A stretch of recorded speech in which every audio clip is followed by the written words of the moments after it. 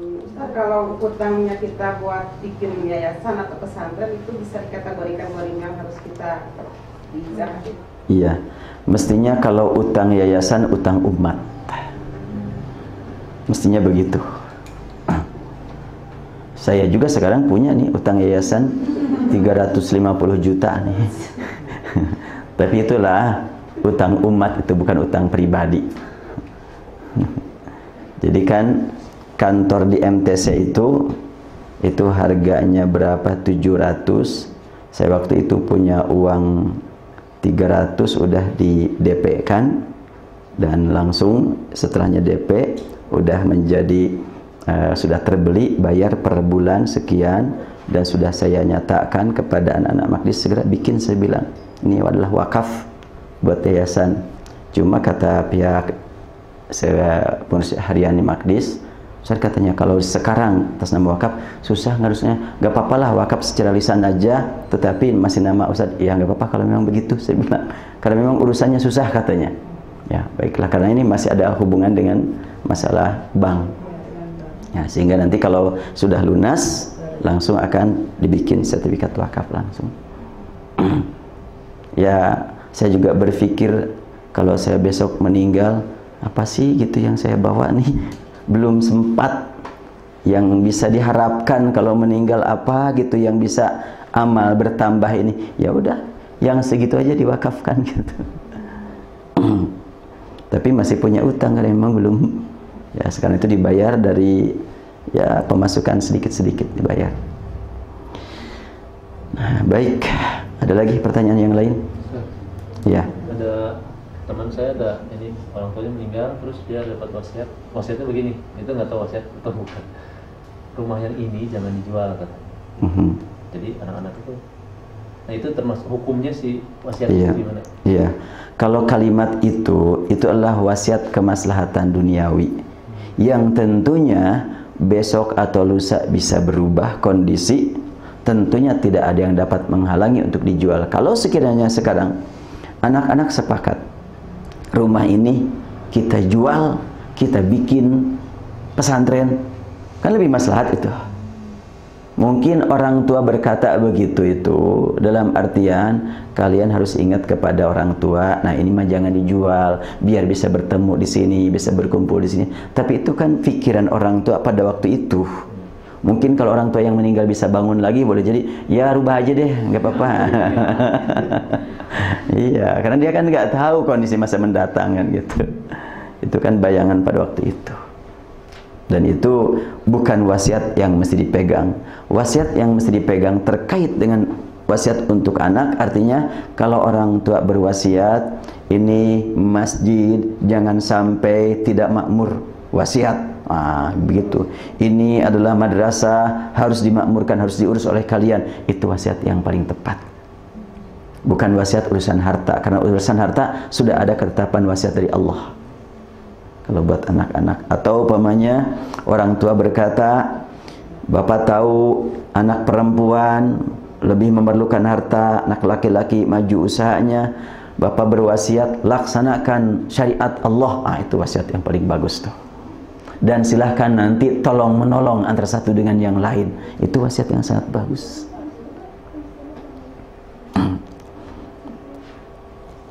Dan kadang-kadang wasiat suka dimainin di kita. Seorang ibu sudah merasa tua, sudah sebentar lagi sudah sakit-sakitan, kemudian anak dikumpulkan. Nih mama membagi harta nih sebelum mati, supaya nanti pas sudah mati nggak berantem. Dibagi rata nih, buat si A segini, buat si B segini. Itu bagaimana hukumnya seperti itu? Betul itu si ibu itu mau memberi.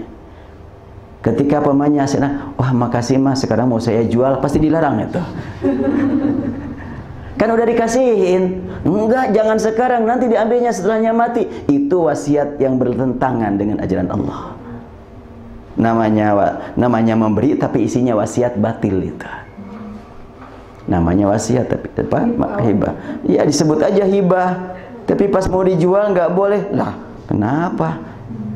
Dan kalau sekiranya perkataan itu diterapkan sekarang, pamannya kan ayah sudah tuanya, AT-nya ayah tuanya. Si ibunya udah meninggal duluan. Sekarang pamannya anak laki 1, perempuan 1, atau laki-laki 2, perempuan pamannya 5. Nah, kemudian langsung berkata, harta nih bagi-bagi sekarang sebelum meninggal, biar nanti nggak rame, bagi-bagi sekarang. Sampai habis, si anak laki-laki meninggal dua-duanya. Dia masih hidup, maka hartanya tentunya buat istrinya, buat anaknya dia dapat sedikit. 1/6 dia. Kemudian si perempuan sudah dapat harta, kata suaminya, yuk kita pindah deh. Saya dapat tugas yang bekerja, pindah semuanya. Akhirnya ini sama siapa dia hidup? Harta nggak punya lagi. Ya, berat, jangan dianggap enteng itu. Kadang-kadang kan biasa gitu-gitu, udah bagi-bagi, tapi ternyata pas dijual mah nggak boleh gitu. Itu artinya bukan hibah itu. Itu mempermainkan istilah hibah. Allah Maha tahu niat hati seorang. Ya, ada lagi yang mau ditanyakan? Ya, silahkan. Kan seringnya kejadian kasus kayak misalkan yang di kampung nih, misalkan suami udah meninggal dan tinggal ibunya, tapi si harta itu belum dibagi gitu. Ternyata kan di lantai itu ada anaknya yang sudah meninggal gitu. Itu Nah, kayak seperti itu gimana? Betul. Sekarang terjadi begini nih. Ya, ayah dan istri, ya, suami istri, kemudian ini meninggal, punya anak laki-laki, laki-laki, perempuan, perempuan. Ini si ibu ini ketika berpikir tentang harta, ibunya masih ada, nunggu mati ibu katanya, ini bicara warisan lagi. Kadang-kadang orang nggak ngerti begitu kan, tersinggung si ibu. Ketika anak berbicara pembagian warisan, tersinggung si ibu. Padahal apa yang terjadi kalau sekiranya ini si ibu ini kan punya saudara, taruhlah punya laki-laki 1, perempuan juga ada umpamanya. Lalu ini meninggal, tinggal anak perempuan. Harta warisan si bapak dipegang oleh si ibu semuanya. Ini akan menjadi rame ini, masalah besar. Ketika si suami juga punya saudara. Karena kalau sekiranya sekarang ini harta taruhlah pamannya semuanya 4M. M ini apa ya? 4 meter tanah. Iya lah. 4M pamannya kan. Dan 4M ini adalah milik si suami. Tentunya istri dapat bagian 1/8, berarti setengah M. Bila sudah wafat ini. Sekarang belum dibagikan. Lalu meninggallah laki-laki meninggal. Dan tinggal perempuan 3. Maka yang 4, lalu ini meninggal. Maka yang 4M ini akan dibagikan kepada perempuan 2/3, sisanya kepada saudara si ibu. Ini ngamuk nih nanti. Bisa berat itu. Di situ suka muncul. Kenapa demikian? Karena sebetulnya kan itu harta buat ini nih. Nah, karena memang tidak dibagikan cepat, bisa muncul masalah. Dan itu yang sering terjadi, tanah sengketa. Makanya dipercepat, itu lebih baik. Dan kalau ibunya masih ada, untuk saudara lakinya ketika ini nggak ini ya, Pak? Saudara ibu, saudara ibunya itu nggak dapat ketika misalkan ini masih ada. Ya sebetulnya kalau ini adalah memang milik dia semuanya, ya tentunya ini nggak dapat kan. Tapi kalau karena ini adalah milik dari saudaranya ini, tiba-tiba pindah ke sini, cukup sakit itu. Tapi kalau segera dibagikan ke sini, ya, kemudian dia meninggal, ini dapat ini. Itu masalahnya tuh.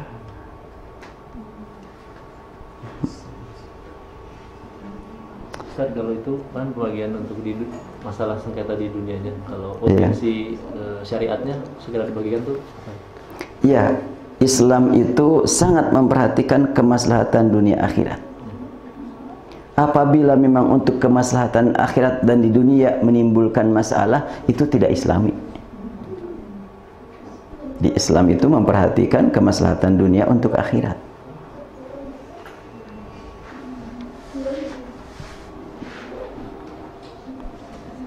Ya, masih ada lagi tadi? Ya. Gini Ustaz, kalau kasusnya ini yang istri punya tanah, terus menikah kan, terus suami yang bangun rumah, terus setelah itu punya anak 5, 1 laki-laki 4 perempuan.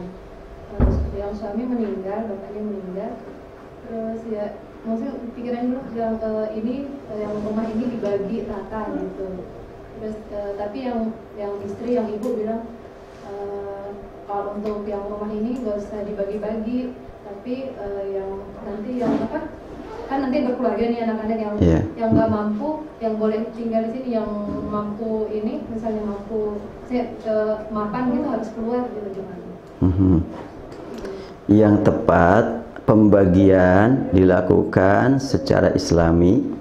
Setelahnya pembagian dilakukan, urusan teknis mengambil hartanya silahkan komunikasikan dalam keluarga. Tapi masing-masing sudah punya hak, punya pegangan.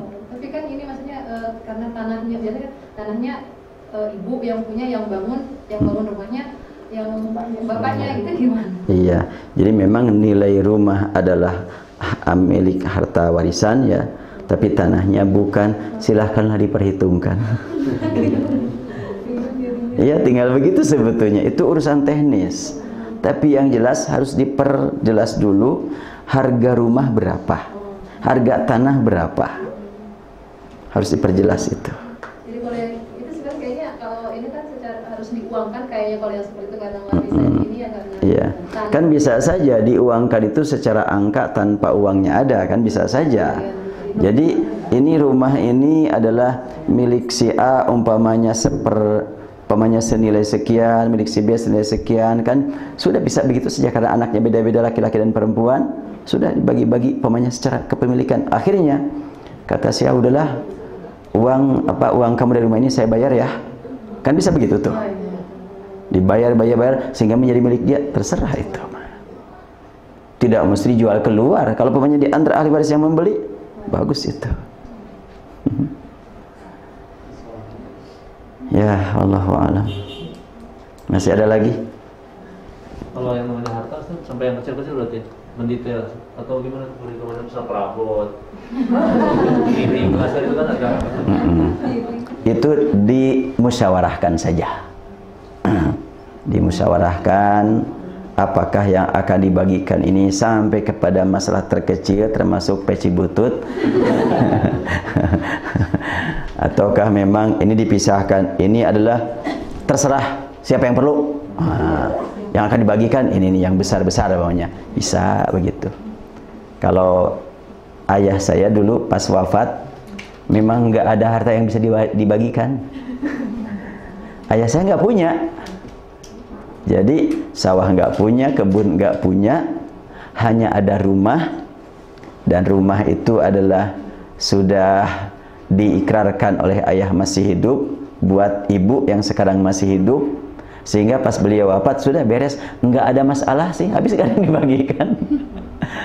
Memang beliau begitu tidak akan mewariskan harta, tapi mewariskan ya ilmu saja gitu. Memang nikmat.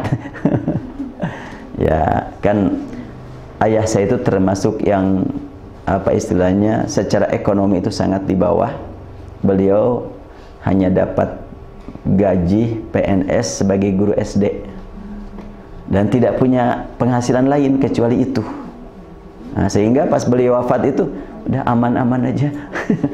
nggak ada perebutan harta warisan.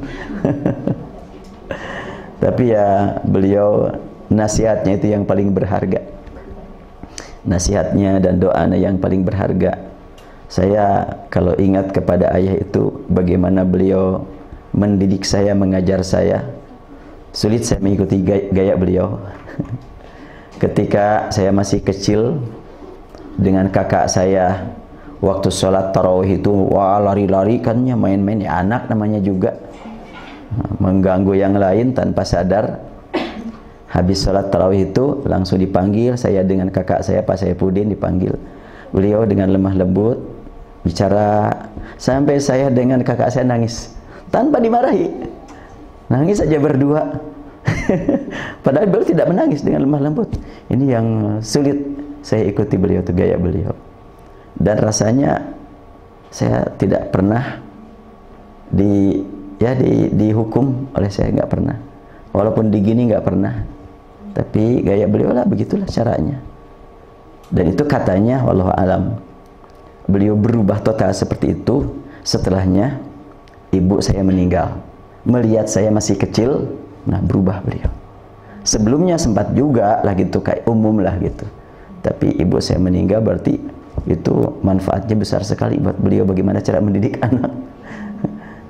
Ya terutama melihat saya kan ditinggal wafat oleh ibu itu masih di bawah usia 2 tahun, masih bayi, sehingga sampai saat ini saya belum tahu wajah ibu saya, belum.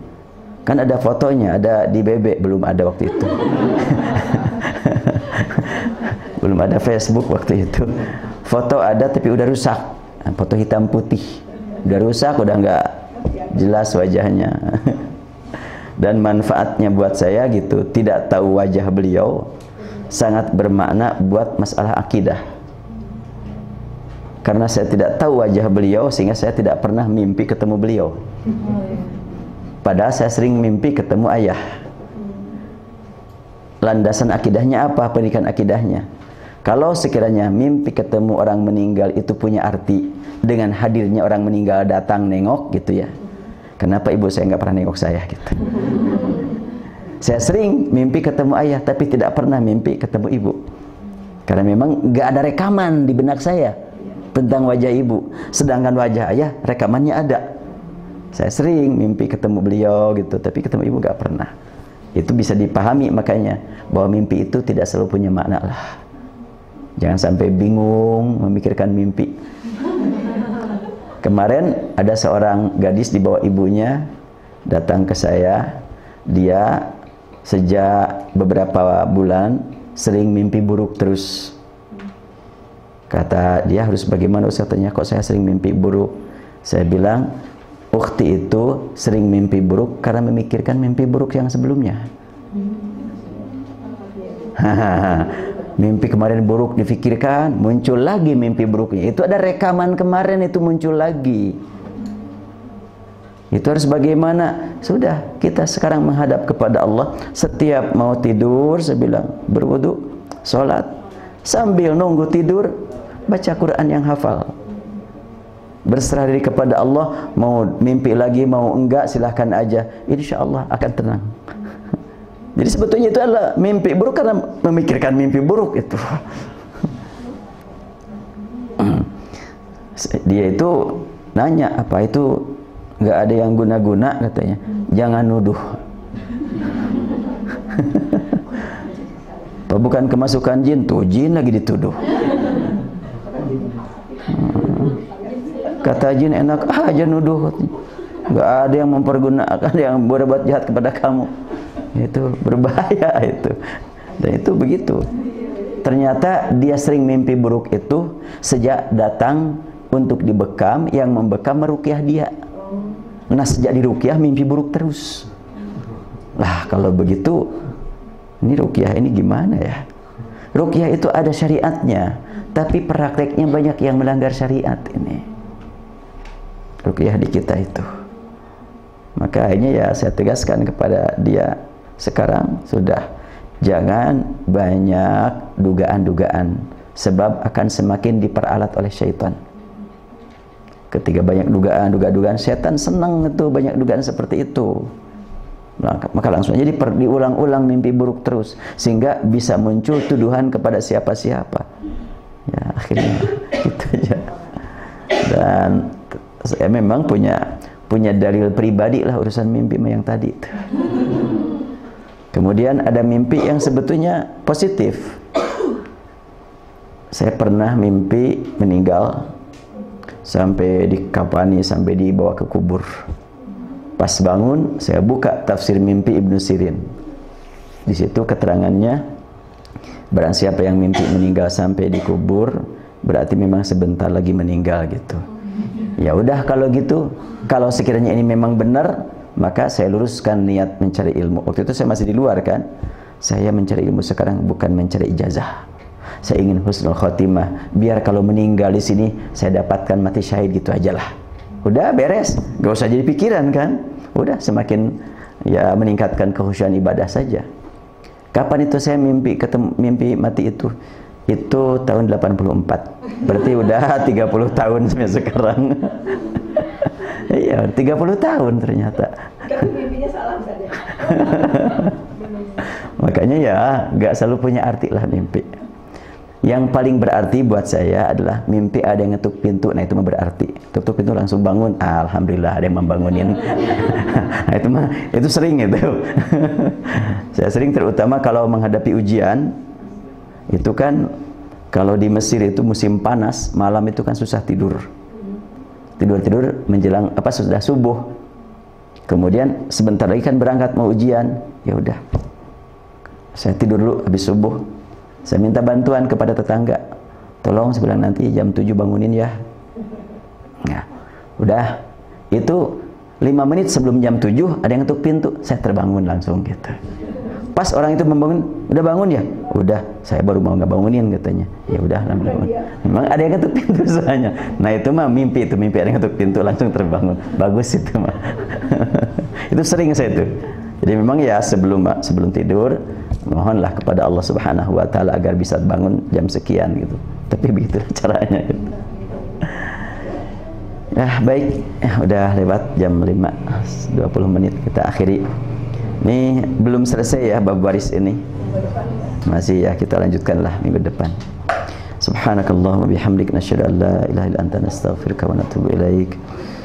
Allahumma ij'alna min ahlil Qur'an, Allahumma ij'alna min ashabil Qur'an, Allahumma anfa'na bima 'allamtana wa 'allimna ma jahilna. Allahumma inna istawda'naka ma 'allamtana farduduhu ilayna inda hajatina ilayh wa la tunsinahu ya rabbal alamin. Rabbana atina fid dunya hasanah wa fil akhirati hasanatan wa qina adzabannar. Walhamdulillahi rabbil alamin. Assalamualaikum warahmatullahi wabarakatuh.